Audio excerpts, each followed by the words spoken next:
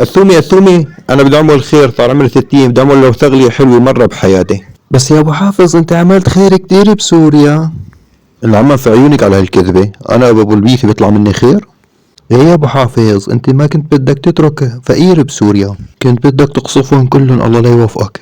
شو ما تمسخر لك بنت الاخراس؟ اذا انت مسخر ل 8 مليار بني ادم وقفت علي. واشو الخير اللي بده يطلع منك يا بي؟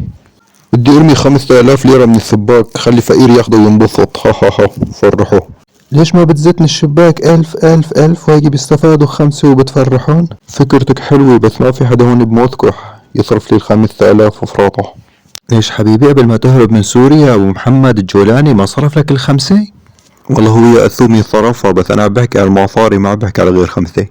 لا تزعل ابو حافظ، كمان انا بوتين صرف لي الخمسة، خلص كلاتنا بالهوا سوا، ما بدي ازعل حبيبي. يا بي احسن ما تزت 5000 وتفرح بني ادم واحد، زت حالك انت وامي بتفرحوا ملايين العالم، ويفضل تزت حالك من الطابق العاشر عشان تكمل الفرحة. والله لدوس على راسك يا حافظ. ابن كلب لمين بده يطلع يعني؟ على الخير.